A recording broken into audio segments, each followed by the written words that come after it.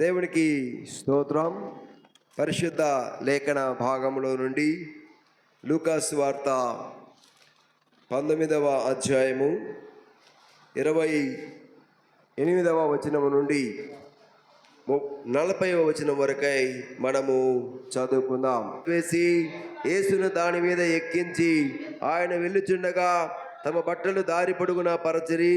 ఒలీవల కొండ నుండి దిగుచోటికి ఆయన సమీపించినప్పుడు శిష్యులు సమూహమంతయు సంతోషించుచు, ప్రభువు పేరట వచ్చు రాజు స్తుతింపబడును గాక, పరలోకమందు సమాధానము, సర్వోన్నతమైన స్థలములలో మహిమయు ఉండునుగా. కానీ తాము చూసిన అద్భుతములన్నీ గూర్చి మహాశబ్దంతో దేవుని స్తోత్రం చేయసాగిరి.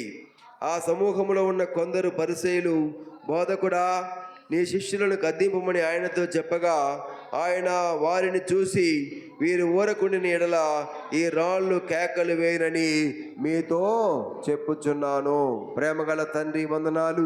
చదవబడిన లేఖన భాగముల ద్వారా మాతో మాట్లాడమని, సంఘమంతటి మీదకి మీ దీవెన ఉంచుమని, అల్పుడైన మీ దాసు నిలబడి ఉండగా నాయన మీ బలమైన పరిశుద్ధాత్మ అభిషేకంతో నింపమని, నీ ప్రజలకు అవసరమైనటువంటి ఆత్మీయ ఆహారమును గ్రహించమని, మేలు కొరకై సమస్తమును మీరు జరిగించినందుకై మిమ్మల్ని స్తుతిస్తూ ఈ మనలన్నింటినీ మా ప్రభువును మీ ప్రియ కుమారుడైన యేసుక్రీస్తు ప్రభు శక్తి కలిగిన పరిశుద్ధమైన నామములో ప్రార్థించి వేడుకొనుచున్నాము తండ్రి. ఆమేన్. అందరు చెప్పండి ఆమేన్. క్రీస్తునందు ప్రియమైన దేవుని సంగమా, దేవుని ప్రజలారా, ఈరోజు ప్రపంచమంతా కూడా మట్టల ఆదివారమని ఒక ప్రత్యేకమైనటువంటి ఆరాధన కూటమును సంఘములో జరిగిస్తున్నారు. దీనిని మట్టల ఆదివారమును ఇంగ్లీష్లో ఫామ్ సండే అని చెప్పడం జరిగింది. ఫామ్ సండే అంటే మట్టలు పట్టుకొని, మనం చదువుకున్న లేఖనాలు ఇవన్నీ ఉంటాయి, మీకు చెప్తాను. వారు యెరూషలేము వీధులలో యేసుక్రీస్తు ప్రభువును ఊరేగించినట్లుగా మనము చూస్తాము. అలాగే దీనిని ఫ్యాషన్ వీక్ అని కూడా పిలుస్తారు. అంటే యేసుక్రీస్తు ప్రభు వారు సిలువ వేయబడి చనిపోయి సమాధి చేయి తిరగలేసేటువంటి ఆదివారానికి ముందు ఉన్నటువంటి ఈ వారమును ఒక ప్రత్యేకమైనటువంటి వారముగా, అలాగే రెండవది ఇది పరిశుద్ధమైనటువంటి వారముగా మనం చూస్తాము. పరిశుద్ధమైనటువంటి వారం అని కూడా చెప్పటము జరుగుతున్నది. ప్రియ దేవుని సంగమా, మరి ఇందాక సిస్టర్ చెప్పినట్లుగా ఎలాగైనా సరే ఈరోజు ఫ్యాషన్ వీక్ ప్రారంభమవుతుంది. మట్టల ఆదివారము ప్రభువు దగ్గర దేవుని సన్నిధిలో ఉండాలి అనే తన కోరికకు ఎన్ని ఆటంకాలు అవరోధాలు కలిగినాయి. కానీ తప్పక అంతిమ విజయము దేవునిది, దేవుని యొక్క పిల్లలది అని వాక్యం మనకు చెప్తుంది. దేవుడు తన బిడ్డల పక్షంగా ప్రభుత్వాలను మార్చినటువంటి సమయం ఉంది. ప్రభుత్వాలను మార్చినటువంటి విషయాలు మనకు తెలుసు. చట్టాలను ప్రభువు మార్చేశాడు. ఏది ఏమైనప్పటికీ అన్ని ఆటంకాలను అధిగమించడానికి దేవుడు సహాయం చేశాడు. దేవుని ప్రజలకు వ్యతిరేకంగా నిలిచిన ఏ ఆయుధము ఏ నాలుక వర్ధిల్లదని వాక్యం చెబుతుంది. ఎర్ర సముద్రాన్ని 2 పాయలుగా చేశాడు. ఎరికో కోటగోడలను ఆయన కూల్చివేశాడు. ఆయన కానాను దేశానికి, అనగా పాలు తేనెలు ప్రవహించే దేశానికి ప్రభు తన ప్రజలను నడిపించినట్లుగా మనము చూస్తున్నాము. ఈరోజు అదే జరుగుతూ ఉంది. యెరూషలేము వీధులలో హోసన్నా జయము 4 సువార్తలలో కూడా ఈ అంశాన్ని మనం చూస్తాము. మత్తయి సువార్త 21వ అధ్యాయము, మార్కు సువార్త 11వ అధ్యాయము, లూకా సువార్త 19వ అధ్యాయము, అలాగే యోహాను సువార్త 12వ అధ్యాయములలో ఈ గొప్ప ఊరేగింపును చూస్తాము. ట్రింపునల్ ఎంటర్ అన్నారు ఇంగ్లీష్లో. ఎందుకు ఇది ఇంత ప్రాముఖ్యమైనది అంటే, ఎందుకు ఇది ఇలా జరుగుతూ ఉన్నది అంటే, దీనికి వెనక చాలా విషయాలను ఉన్నట్లుగా మనము గ్రహించాలని ప్రభువు పేరట మీకు తెలియజేస్తూ ఉన్నాను. క్రీస్తునందు ప్రియులారా, దేవుని వాక్యము సత్యము. యేసు క్రీస్తు ప్రభువారు మరి పస్కా పండుగ బైబిల్లో మనం చూస్తే 7 దినాలు జరుగుతూ ఉంది. ఈ పస్కా పండుగ యొక్క ఉద్దేశమును నేను కొంత చరిత్రలోనికి వెనకకు వెళ్ళి బైబిల్లో నేను మీకు తెలియజేయాలని నేను తలస్తున్నాను. పస్కా పండుగ లేఖనాలు చదువుటకు సమయం కాదు, కానీ నిర్గమకాండము 12వ అధ్యాయంలో మనం చూస్తే అక్కడ ప్రజలు పస్కా పండుగను ఆచరించినట్లుగా మనం చూస్తాము. చూడండి, నేను ఒక మాట మీకు చెప్తాను. చూడండి, 12వ అధ్యాయము 43వ వచనం మనం చదువుకుందాం. మరియు యెహోవా మోషే అహరోను దిట్లనను, ఇది పస్కా పండుగను గూర్చిన కట్టడ, అన్యుడెవడను దానిని తినకూడదు గాని వెండితో కొనబడిన దాసుడు సున్నతి పొందిన వాడు దాన్ని తినవచ్చును. పరదేశికి కూలికి వచ్చిన దాసుడును దానిని తినకూడదు. మీరు అమ్మా సరే, ఇంకొక మాట అక్కడ నుంచి నేను మీకు చెప్తాను.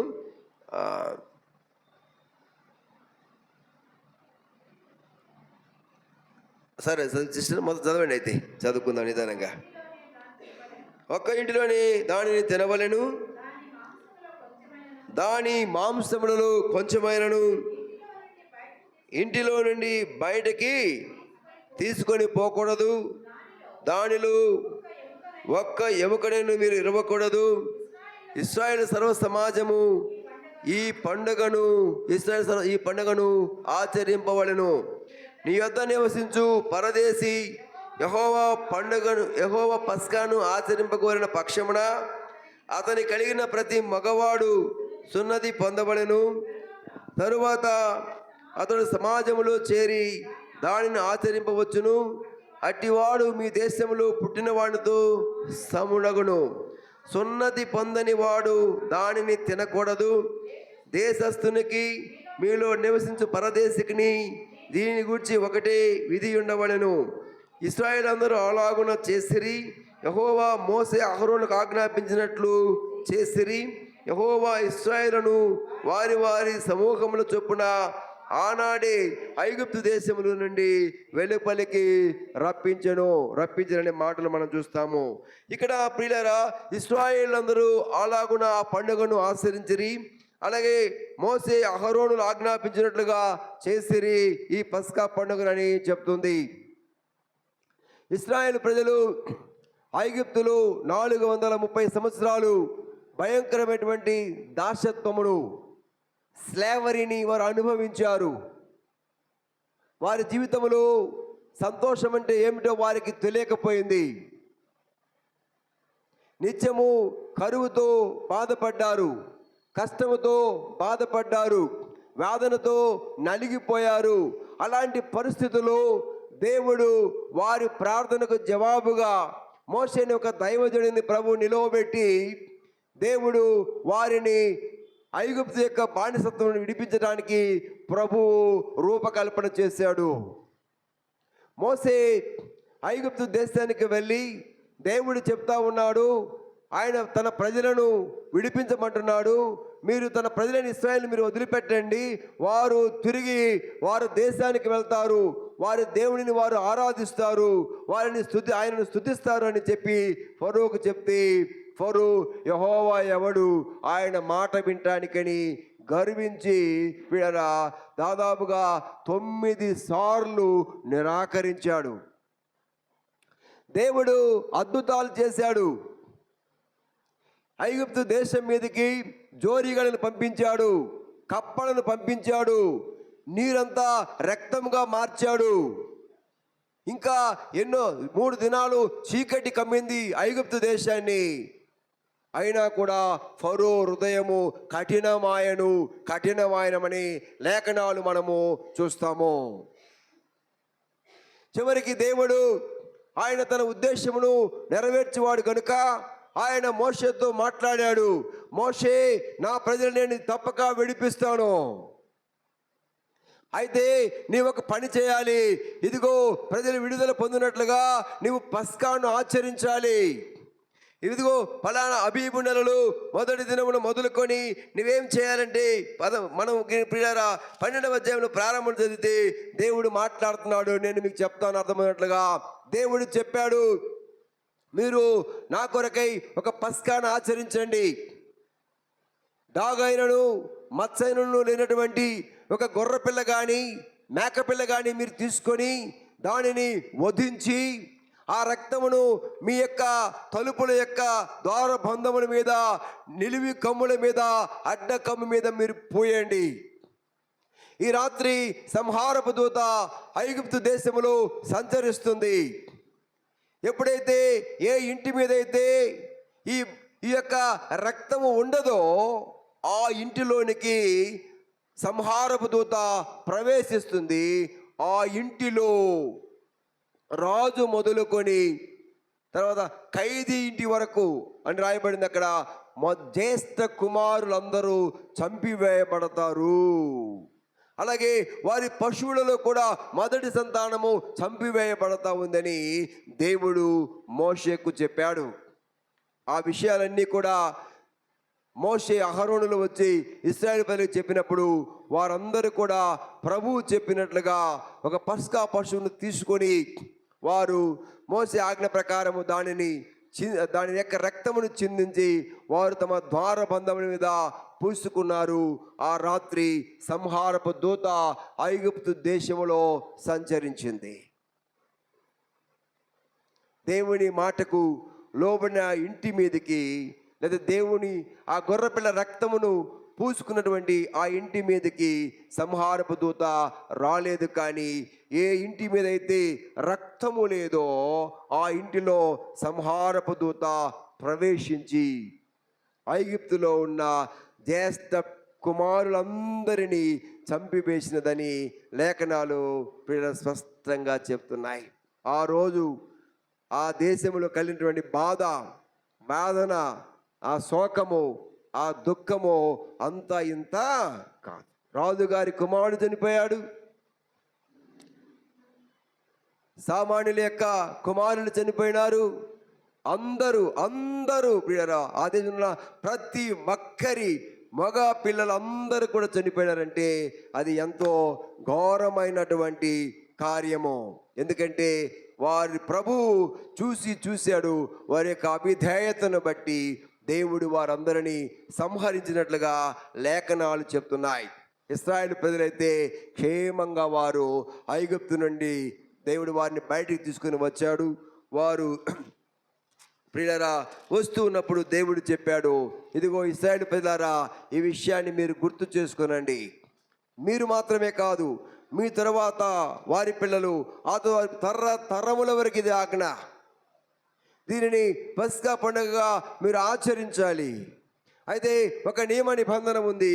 ఎవరైనా సరే సున్నతి లేని వారు దానిని ఆచరించకూడదు. సున్నతి ప్రియరా, పాత నిబంధన కాలంలో సున్నతిని మనం చూస్తున్నాము. సర్కంసైజేషన్ అంటారు, తెలుగులో ప్రియర సున్నతి అన్నాడు. అలాగే ప్రియర కొత్త నిబంధనలో మరి బాప్తిస్మమునకు సూచనగా ఈ సున్నతి మనకు కనబడుతుంది. ఇక్కడ ఏమంటాడంటే చూడండి, మనం చదువుకున్నటువంటి లేఖనాల్లో చెప్తాను మీకు.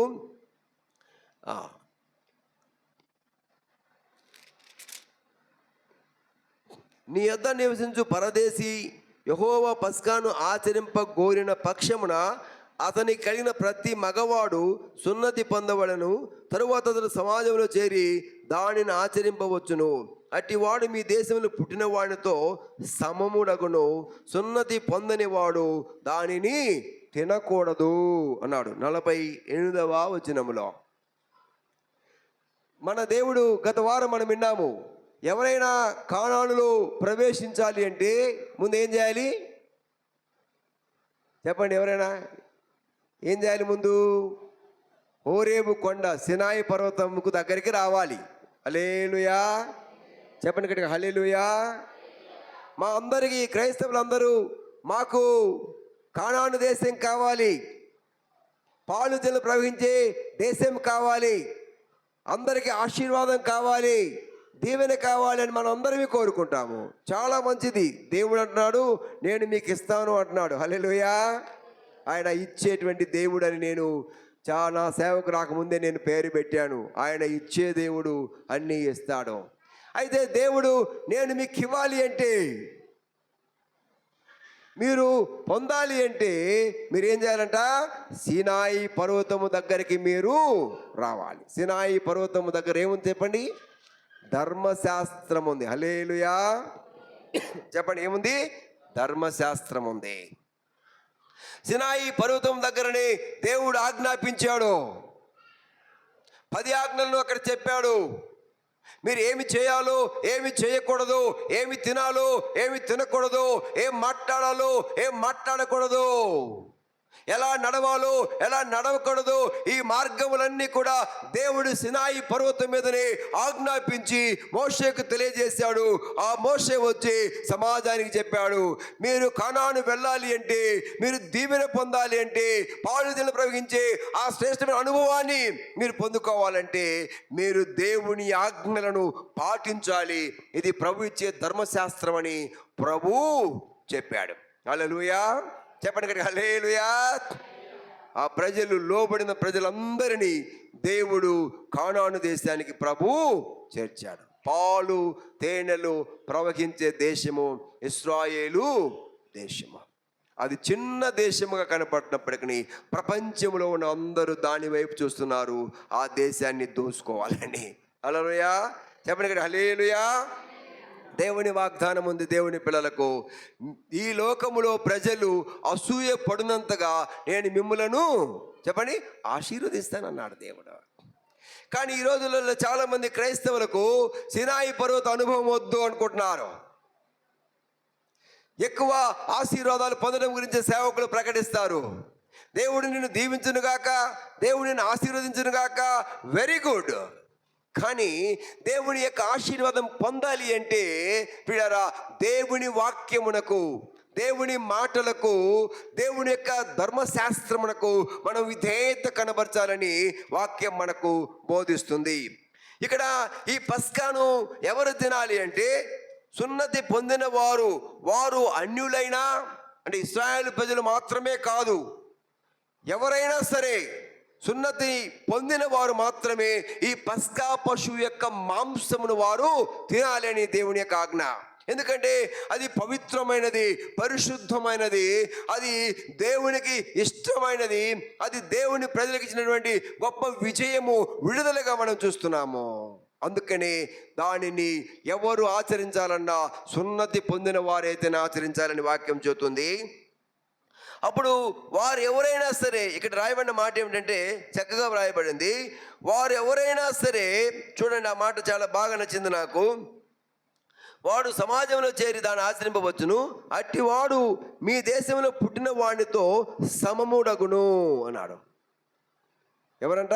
ఈ సున్నతి కనుక పొందితే వాడు అన్యుడైనా దేశంలో పుట్టిన వాడితో సమానుడగును అంటుంది. అంటే ఇశ్రాయేలు ప్రజలతో, యూదులతో ఏమవుతారంట? వాళ్ళు సమములవుతారంట. హల్లెలూయా. చెప్పండి, హల్లెలూయా. అప్పుడు యూదుడని, హెల్లేనీయుడని, అంటే గ్రీకు దేశస్తుడని భేదమేమీ ఉండదు. యూదులని, సమరేలని భేదం ఉండదు. కులమత భేదాలు అక్కడ లేవు. ఎవరైతే ప్రియులారా ఈ సున్నతి పొందుతారో వారందరూ కూడా సమానముగా అయిపోతారు. ధనవంతులని, పేదవారని ఏమి కూడా అక్కడ ఉండదు. సున్నతి పొందని వాడు దానిలో చేయి వేయకూడదు అన్నాడు. కాబట్టి ఈ పస్కా పండుగ మనకు దేనికి సాదృశ్యంగా ఉంది? ఈ పస్కా పండుగ, ఈ పస్కా బలి పశువు ఎవరు అని మనము వాక్యమును ధ్యానము చేస్తే ఆ పస్కా పండుగ ఎవరు మీకు చెప్తా నేను. 1 కొరింథీ రాసిన పత్రిక 5వ అధ్యాయము 7వ వచనం చదువుకుందాం.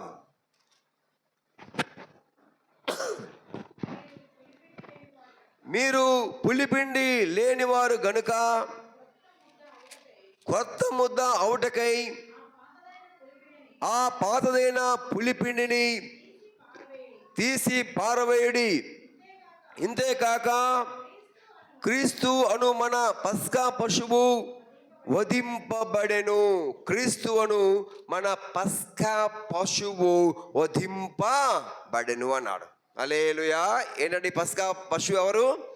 ఆ రోజు గొర్రెపిల్ల, మచ్చైనను డాగైనను లేనటువంటి గొర్రెపిల్ల, పాపము లేనటువంటి గొర్రెపిల్ల, పసిదైన గొర్రెపిల్లను బలిగా అర్పించి ప్రియరా ఆ రక్తమును మీరు అక్కడ ప్రోక్షించి తర్వాత దానిని పులియని రొట్టెలు చేసుకొని మీరు తినాలి. అది తినాలంటే మీరేం చేయాలంట? సున్నతి చేయించుకోవాలి. చెప్పండి గట్టిగా హల్లెలూయా.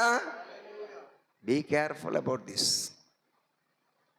ఈరోజు ప్రియులారా, ఈ పస్కా పండుగ జరిగినటువంటి 2000 సంవత్సరముల తరువాత ప్రభు అయిన యేసుక్రీస్తు వారు పరలోకము నుండి కన్య మరియ గర్భము ద్వారా భూలోకానికి అరుదించాడు. ఆయనలో మచ్చైనను డాగైనను లేదు, ఏ పాపము లేదు. ఏ పాపం మెరుగని ఓ పావనమూర్తి అని మనం పాడబడతాము. ఆయన దాదాపుగా 7 కోర్టులలో బోర్డులో నిలబడ్డాడు. ఆయన అందరూ పరీక్ష చేశారు, పరిశీలన చేశారు. చివరికి ఆయన అంటున్నాడు, ఈయనలో ఏ దోషము నాకు కనపడలేదు. ఎవరన్నా ఏ రోజు రాజు చెప్తున్నాడు, తర్వాత పిలాతు అంటున్నాడు, ఈయనలో ఏ దోషము నాకు కనబడలేదు అన్నాడు. హల్లెలూయా చెప్పండి హల్లెలూయా. ఆయన ఏ పాపము లేనటువంటి గొర్రెపిల్ల. ఈ గొర్రెపిల్ల పిల్లరా, ఇక్కడ ఎవరు ఈ గొర్రెపిల్ల అంటే ఆ రోజు ఇశ్రాయేలు ప్రజలను విడిపించినటువంటి గొర్రెపిల్లకు సాదృశ్యంగా ఉంది. ఈ గొర్రెపిల్ల ఈ లోకానికి అరుదించి సమస్త మానవాళి యొక్క పాపము కొరకై పస్కా పశువుగా వధించబడింది. పస్కా పశువుగా వధించబడినట్లుగా లేఖనాలు మనకు చెబుతున్నాయి. ఈ లేఖనాల ప్రకారము ఈ పస్కాను అనగా ఈరోజు పస్కా పండుగ అంటే ప్రభు యొక్క బల్లకు సూచనగా మనకు కనపడుతుంది.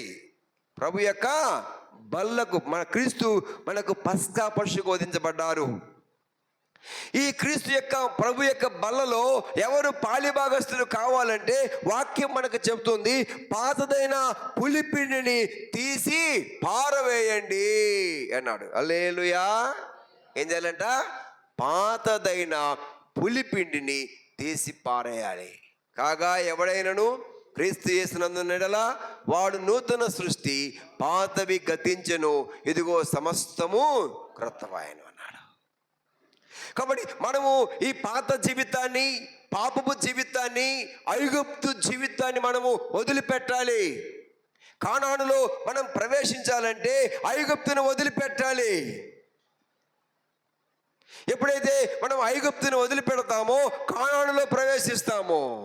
ఐగుప్తు కావాలి, కానాను కావాలి అంటే ప్రియరా అది అసంభవము, ఎవరు పొందలేరని వాక్యం మనకు బోధిస్తుంది. చాలామంది క్రైస్తవులు ఈ దినములలో ఐగుప్తు కావాలి, అలాగే కానాను కూడా కావాలి అంటున్నారు. ఒకటి కావాలంటే ఒకటి మనం తప్పకుండా వదిలిపెట్టాలి. ఈ అరణ్యములోనికి ఐగుప్తులో నుండి ఇశ్రాయేలు ప్రజలు పస్కా పశువును వధించారు. వారు వచ్చి మధ్యలోకి వచ్చేసరికి వారి కనపడిన సమస్యలను చూసి వారు ఎరిక్కిపోతా ఉన్నారు. కొంత దూరం వచ్చేసరికి వారు మోషే మీద చనుగుతా ఉన్నారు. ఈ అరణ్యములో మాకు దేవుడు మాంసమును సిద్ధపరచగలడా అని అడుగుతున్నారు. ఐగుప్తులో కీరకాయలు ఉన్నాయి, దోసకాయలు ఉన్నాయి, మంచి మంచి కూరగాయలు ఉన్నాయి, చికెన్ ఉంది, మటన్ ఉంది. ఈ లేవు మోషే, మేము ఐగుప్తు పోతామంటున్నారు. తిండి కొరకు ప్రజలు ఎండి తిరిగి పోతున్నారా? చూసారా? చాలామంది క్రైస్తవులు మధ్యలోనే లోకం యొక్క భోగముల కొరకై వెళ్ళిపోతూ దేవుని యొక్క ఉగ్రతను కొని తెచ్చుకుంటూ ఉన్నారు. నాగటి మీద చేయి పెట్టి ఎనికి తిరిగి చూసేవాడు నాకు పాత్రుడు కాడు. దేవునికి స్తోత్రం అమ్మా. హల్లెలూయా. మనము దేవుని పిల్లలము. పిల్లరా, కానాను మార్గములో మనం ఉన్నాము, పరలోక మార్గములో మనం ఉన్నాము. కాబట్టి కానాను చేరాలంటే మనము తప్పకుండా ఐగుప్తును వదిలిపెట్టాలి, ఐగుప్తు యొక్క లోకాశలను వదిలిపెట్టాలి, ఎర్ర సముద్రాన్ని దాటాలి, ఎరుకో కోటగోడలు కూల్చివేయబడాలి, యోర్దాను నది నీటిని రాసులుగా నిలబడాలి. ఎన్నో కార్యాలు జరిగితేనే మనం కానానులో ప్రవేశిస్తాము. అలాగే పరమ కానానులో ప్రవేశించాలంటే కూడా ఈ ఆటంకములన్నీ దాటాలి. తాత్కాలికమైన శ్రమలకు సంభవించితే మీరు భయపడవద్దు, దేవుడు మన పక్షంగా ఉన్నాడు అని వాక్యం తెలియజేస్తూ ఉంది. ఈ పస్కా పశువు రక్త మాంసములను మనం భుజించాలి, పులియకుండానే మనం భుజించాలి. ఎవరు దీన్ని భుజించాలంటే దేవుని వాక్యం చెబుతుంది, నమ్మి బాప్తిసం పొందిన వాడు రక్షించబడను, వారు మాత్రమే ప్రభు యొక్క బల్లలో చేయి వేయాలి. హల్లెలూయా చెప్పండి, హల్లెలూయా. చాలా నియమ నిబంధనలను ప్రభు నియమించాడు. చాలాసార్లు చాలామంది బల్లారాధన లేదా, మాకు బల్లారాధన ఇవ్వట్లేదు. నో, దేవుడు ఇవ్వాలనే కోరుతున్నాడు. అయితే దేవుడు ఏం చేస్తున్నాడంటే పాతదైన పులిపిడిని తీసివేయండి, పాతదైన పులిపిడిని తీసివేయండి అని ప్రభు చెప్తున్నాడు. కనుక మనం తీసివేసి రక్షణ పొందుకొని మనము ప్రభు యొక్క బలలో చేయవేయాలని ప్రభు పేరట మీకు తెలియజేస్తున్నాడు. ఇలాంటి పస్కా పండుగ సమీపించినప్పుడు యేసుక్రీస్తు ప్రభువారు పిల్లరా ఒలీవ కొండ దగ్గరటువంటి బేతనీ, బెత్బేగే అనేటువంటి గ్రామాలకు వచ్చాడు. అది మరియమ్మ, మార్తమ్మ, లాజరు యొక్క ఊరుగా మనము చూస్తాం. బెతనియా గ్రామము. వారింట్లో ఆ ప్రభు నివాసం చేసిన తర్వాత మరుసటి రోజు ఉదయము ఆయన అక్కడి నుండి బయలుదేరుతున్నాడు. యెరూషలేమునకు వెళ్ళటానికి ఆయన ప్రయాణమైనప్పుడు ప్రజలందరూ ఆయన వద్దకు కూడి వచ్చారు. వారిలో కొంతమంది ఆయనను చూస్తూ ఉన్నారు, ఈయన రాజులకు రాజు, ఈయన ప్రభులకు ప్రభువు, ఇదిగో చనిపోయినటువంటి లాజరును బ్రతికినటువంటి ప్రభు ఈయన, అయ్యో ఈయన జయమునకు అర్హుడు, ఈయన పూజకు అర్హుడు, ఈయనను మనం గణపరచాలి, ఈయనను మనం మహిమపరచాలని ప్రజలందరూ తలస్తున్నారు చాలామంది. కానీ కొంతమంది ఆలోచిస్తున్నారు, ఈయన పస్కా పశువు కాబోతున్నాడు, ఈయన యెరూషలేములో చంపబడబోతున్నాడని ఆయనను కొంతమంది పస్కా పశువుగా చూశారు. ఎందుకంటే కొంతమంది అప్పటికే ప్రణాళికను రచించినట్లుగా మనం చూస్తూ ఉన్నాం ఆయనను చంపడానికి. ఎవరు ఎన్ని చెప్పినా దేవుని యొక్క ఉద్దేశం నెరవేర్చబడాలంది. అందుకే జకరియా గ్రంథము 9వ అధ్యాయము 5వ వచనంలో దేవుని యొక్క ప్రవక్త కూడా ప్రవచించాడు. ఇదిగో యెరూషలేమా, ఏమంటారు చూడమ్మా, చదువుకుందాం. జకరియా గ్రంథము 9:5. జకరియా అమ్మా 9:5 9:9 సారీ. సియోను నివాసులారా బహుగా సంతోషించండి, యెరూషలేము నివాసులారా ఉల్లాసముగా ఉండండి. ఈ రాజు నీతిపరుడును రక్షణ గలవానుడు దీనుడనై గార్ధాబమును గార్ధపిల్లెక్కి నీ ఎద్దుకు వచ్చుచున్నాడు అని వీళ్ళ వాక్యం చెప్తుంది. ప్రవక్త ప్రవచించాడు. యేసు ప్రభు జీవితం జరగబోయే సంఘటనలు, మానవాళికి అవసరమైనటువంటి విషయాలను ప్రభు చెప్తున్నాడు. సియోను కుమారి బహుగా సంతోషించండి, యెరూషలేము నివాసులారా ఉల్లాసించండి. ఈ రాజు నీతిపరుడు, రక్షణ గలవాడు, ఆయన రక్షించువాడు, ఆయన నీతిమంతుడు. ఈ రాజు మీ యొద్దకు వస్తా ఉన్నాడు, బహుగా సంతోషించండి, ఆనందించండి వాక్యం చెబుతుంది. ఆ రోజున ప్రజలందరూ కూడా ప్రియర ఉల్లసిస్తూ ఉన్నారు. ఇదిగో ఆ ప్రభువు కొరకై మరి వీళ్ళ వారందరూ వచ్చినప్పుడు ప్రభు చెప్తున్నాడు, లూకాసు వార్తలో మనం చదువుకున్నాము, మీరు వెళ్ళి ఎదురుగా ఉన్న గ్రామమునకు వెళ్ళండి, అక్కడ కట్టబడి ఉన్న ఒక గాడిద పిల్ల మీకు కనపడతా ఉంది, మీరు దాన్ని తీసుకురమ్మని ప్రభు చెప్పాడు. ఒకవేళ ఎవరైనా ఇది ఎవరికయ్యా, ఎందుకు దీన్ని ఇప్పుతున్నారంటే ఇది ప్రభువునకు కావాల్సినదని చెప్పమన్నారు. శిష్యులు ఇద్దరు వెళ్ళి ఏమీ మాట్లాడకుండా ప్రభు చెప్పినట్టుగా వారు వెళ్ళారు. గాడిద పిల్లని విప్పుతుంటే కొంతమంది అడిగారు, ఎవరాయా మీరు, ఏ ఊరు మీది, మా ఊర్లో మిమ్మల్ని ఎప్పుడు చూడలేదే, ఎందుకు ఈ గాడిద విప్పుతున్నారు ఎవరు మీరు? అయ్యా, ఇది ప్రభువునకు కావాల్సి ఉన్నది, ప్రభు చెప్పాడు దీని తోలుకు రమ్మన్నప్పుడు ఆ వ్యక్తి కూడా ఏమీ మాట్లాడలేదు. అలాగా అయ్యా, ఓకే. చూడండి, వాక్యము నెరవేర్పు. దేవుడు వారి హృదయంలో కూడా కార్యం చేశాడు. ఆ గాడిద పిల్లను వారికి విప్పి తోలి పంపి గాడిద కట్లు విప్పినట్లుగా మనకు వాక్యం చూస్తుంది. హల్లెలూయా. ఇది ప్రభువునకు కావాలి అన్నప్పుడు దానిని అతడు ఇచ్చి వేశాడు. ఈ దినాల్లో ఎంతమంది మనము ప్రభుకి ఇవ్వడానికి వెనకాడుతూ ఉంటాము కదా. ప్రభువునకు కావాల్సినదంటే పిల్లరా, అది ఏదైనా ఎంతదైనా మనము దేవునికి ఇవ్వాలి అని ప్రభువు పేరట మీకు తెలియజేసి విధేయతను ప్రభు చూస్తూ ఉన్నారు. ఆ తర్వాత ఆ గాడిద పిల్లను తీసుకొచ్చినప్పుడు అక్కడ జన సమూహం అంతయు వారు తమ మీద ఉన్నటువంటి వస్త్రాలను తీసి గాడిద మీద వేశారు. ఇప్పుడు పిల్లరా, గాడిదకు బట్టలు పరిశారు. ఆ తర్వాత కొంతమంది ఒలివ కొమ్మలను, ఇదిగో ప్రియరా, ఖర్జూరపు మట్టలను తీసుకుని వచ్చి దారి పొడుగున పరుస్తూ ఉంటే ప్రభు గాడిద మీద కూర్చున్నాడు. ఇప్పుడు ఆయన గాడిద ఈ బట్టల మీద నడుస్తుంది, మట్టల మీద నడుస్తూ ఉంది. అందరూ దావీదు తనయ హోసన్నా, దావీదు తనయ హోసన్నా అని జయమని కేకలు వేస్తున్నారు. దేవుని స్తోత్రం. హల్లెలూయా. కేకలు వేస్తున్నారు. మీలో చాలామంది హల్లెలూయా అని గట్టి చెప్పమంటే కూడా మాట్లాడట్లేదు. కొన్నిసార్లు అడుగుతారు, గట్టిగా అరిస్తేనే దేవుడు వింటాడని. మీలో జయగీతం ఎత్తాలి. సియోను కుమారి, జయగీతం ఎత్తువు. నీ రాజు, ఇదిగో నీ రాజు నీతిపరుడు, రక్షణ గలవాడు. పిల్లరా, ఆయన రక్షణ కలిగినటువంటి వాడు. ఆ దేవాదేవుణ్ణి నువ్వు స్తుతించాలి, ఆ దేవాదేవుడిని నువ్వు కనపరచాలి. అంటే ఏదో మౌనంగా కూర్చున్నది కాదు. ఈ దినములలో ఒక చిన్న ఆటలో గెలిస్తే ఎంతో గట్టిగా కేకలు వేస్తారు. ఎవరైనా ఒక ఎమ్మెల్యే గారు, ఒక మంత్రి గారు వస్తే దారి పొడుగునా కేకలు వేస్తూ ఉంటారు. మరి రాజాతి రాజు, ప్రభులకు ప్రభువైన యేసు ప్రభు వారిని స్తుతించడానికి ఎవరికి మౌనంగా నోరు రాదు. అలా అయిపోయినాయి జన సంఘాలు. ప్రియులారా, మనము దేవుడిని స్తుతించాలి, దేవుడిని కనపరచాలి, దేవుడిని మహిమపరచాలి. కట్టబడినటువంటి గాడిదను ప్రియుల కట్లు విప్పినప్పుడు ప్రభుకు ఉపయోగపడింది. ఇదిగో ఆ ప్రజలందరూ ఆయనను స్తుతిస్తున్నారు, కనపరుస్తున్నారు. ఆ ఒలీవల కొండ మీద నుండి ప్రియులారా ప్రభువును వారు తీసుకొని వస్తున్నారు. ఆ మార్గంలో నేను కూడా నడిచాను. దేవుడు అద్భుతమైన కృపనిచ్చాడు. ఆ మార్గం నేను చూశాను. దేవునికి స్తోత్రం. హల్లెలూయా. వారు ఆ ఒలీవల కొండ నుండి ప్రభువుని కిందికి తీసుకొచ్చి మరలా మధ్యలో ఒక వాగు ఉంది, కేరీతు కాదు, ఆ వాగు పేరు ఉంది. అప్పుడు ఆ వాగుని మరలా యెరూషలేము కొండకు మీదకి ప్రభువును తీసుకొచ్చారు. ప్రజలందరూ ఆర్భాటంతో కేకలు వేస్తున్నారు. దేవుని మందిరములోనికి వచ్చినట్లుగా మనం చూస్తున్నాం.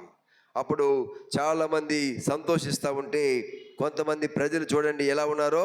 ఏమంటున్నారు? అయ్యా, ఈ పిల్లలు, ఈ శిష్యులు కేకలు వేస్తూ ఉన్నారు, అల్లరి ఎక్కువైపోయింది. చూడండి 40 వచనం చూడండి అమ్మా. చూడండి, లూకాసు వార్త 19వ అధ్యాయము 38 నుండి 40 వరకు చదువుకుందాం. ఆయన వారిని చూసి, మీరు ఊరకుండిన యెడల ఈ రాళ్ళు కేకలు వేయనని మీతో చెప్పుచున్నానను. చాలండి. చూడండి బిడ్డారా, 30 నేను చదువుతాను. ఒలీవల కొండ నుండి దిగుచోటికి ఆయన సమీపించినప్పుడు శిష్యుల సమూహమంతయు సంతోషించుచు, ప్రభు పేట వచ్చు రాజు స్తుతింపబడును గాక, పరలోకమందు సమాధానమును, సర్వోన్నతమైన స్థలములలో మహిమయు ఉండును గాక అని తాము చూసిన అద్భుతములను గూర్చి మహాశబ్దముతో, ఏంటమ్మా, మహాశబ్దముతో దేవునికి స్తోత్రము చేయసాగిరి. మహాశబ్దముతో ఆ ప్రాంతమంతా ఒలీవల కొండ బాగా కింద నుంచి మొత్తము గొప్ప శబ్దముతో కేకలు వినపడుతుంది. మహాశబ్దంతో వారు దేవుడిని స్తుతిస్తూ ఉన్నారు. ఆ సమూహంలో ఉన్నటువంటి కొందరు పరిసయ్యులు, బోధకుడా, నీ శిష్యులను గద్దింపమని ఆయనతో చెప్పగా కదా. కొన్నిసార్లు ఓసారి ఓ సిస్టర్ చర్చికి వచ్చింది, అందరు ఆరాధనలో స్తోత్రం స్తోత్రం హల్లెలూయా అని అరుస్తూ ఉంది. అందరూ అరుస్తూ ఉన్నప్పుడు ఆమె భయపడిపోయింది. ఒక తర్వాత వారం రాళ్ళ చర్చికి, ఆ తర్వాత వారం రాళ్ళ చర్చికి. ఒకసారి నేను వెళ్ళి అడిగాను, అమ్మా ఏంటి మీరు మందిరానికి వచ్చారు మళ్ళీ రాలేకపోయారు, మీకేమదంటే, అమ్మో నాకు గుండెలలో భయం వేసిందయ్యా, గుండె ఆగిపోద్దామనుకున్నానని చెప్తుంది ఆమె. ఎందుకు నాకు అర్థం కాలే. చర్చికి వస్తే గుండె నొప్పి తగ్గిపోవాలి, గుండె నొప్పి రాకూడదు కదా. ఆల్రెడీ చెప్పడికటి వెళ్ళలేయా, దేవుడు గుండె చెదిరిన వారిని బాగు చేసే దేవుడు, స్వస్థపరిచే దేవుడు ఆయన. అప్పుడు చెప్పింది, ఈ చర్చిలో ఏమో కేకలేస్తూ ఉన్నారు, గట్టిగా అరుస్తూ ఉన్నారయ్యా, అదేమో నేను ఎక్కడ చూడలేదు, నాకు భయం కలిగింది. చెప్పానమ్మా, మరి మీ చర్చిలో వేరా? అమ్మ కూడా ఇక్కడ చర్చికి వెళ్తుంది.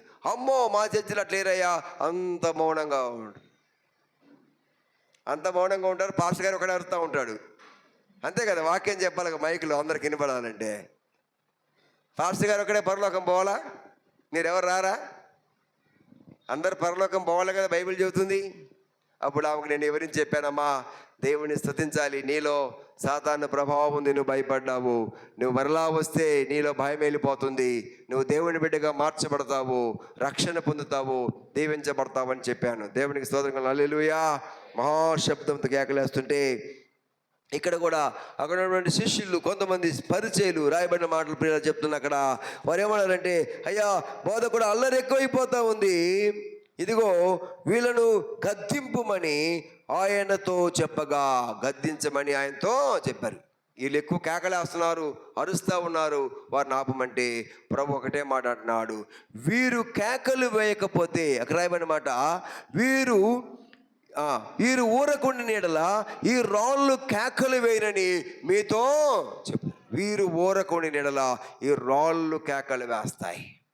చాలా సరే మనం అనుకుంటాము, మనము దేవుడిని స్తుతించకపోతే ఎవరు స్తుతిస్తారు, మనము దేవుని మందిరానికి రాకపోతే ఎవరు వస్తారు, పాస్టర్ గారు ఒక్కడే ఉంటారా అనుకుంటారు కొంతమంది. అలా అనుకున్న వాళ్ళు చాలామంది వెళ్ళిపోయినారు, మళ్ళీ కొంతమంది వచ్చారు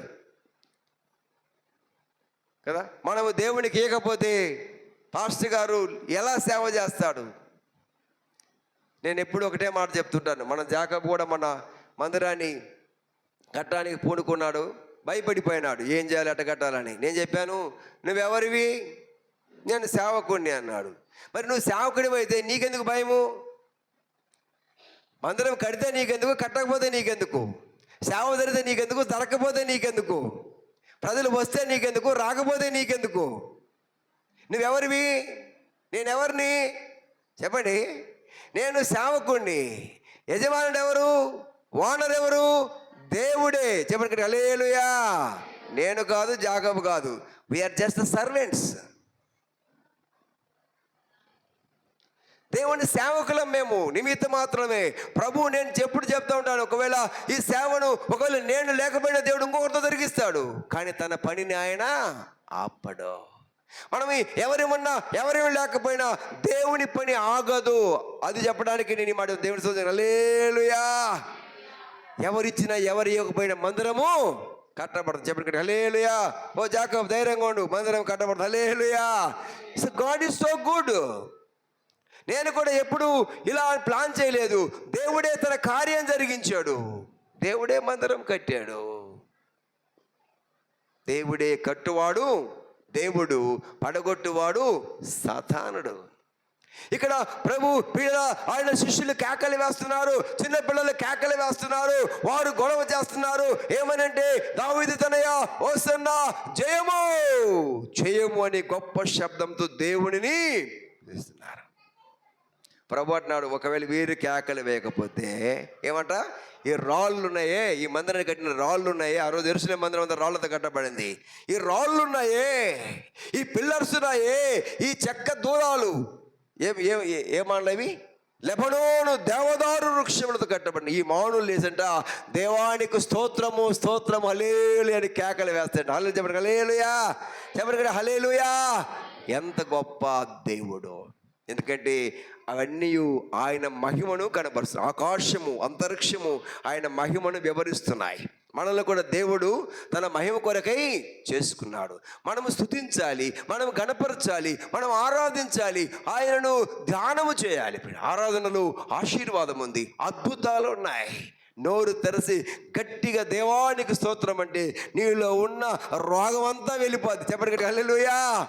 ఒక నూతన శక్తి నీలోనికి వచ్చేస్తుంది, ఒక నూతన ధైర్యం నీకు వస్తూ ఉంది, ఒక నూతన బలాన్ని నువ్వు పొందుకుంటావు ప్రభువును నువ్వు స్తుతించగలిగితే. ఇక్కడ అదే జరుగుతుంది, ఈ రాళ్ళు లేసి కేకలు వేస్తారు. ప్రియ దేవుని సంగమా, దేవుని ప్రజలారా, అమ్మా మీరు ఆలోచించండి. మనము దేవునిని స్తుతించాలి, దేవుని సేవకుని కొరకు కాదు, లేకపోతే నీ ప్రక్కన ఉన్న వారి కొరకు కాదు, నీ కొరకు నువ్వు దేవుని స్తుతించాలి, దేవునిని కనపరచాలి. యెరూషలేము వీధులలో అదే జరిగింది. వారంతా దేవుని స్తుతించారు, వారంతా దేవుని మందిరములకు వచ్చారు. ప్రభు అక్కడ ఎన్నో అద్భుతాలు చేశాడు.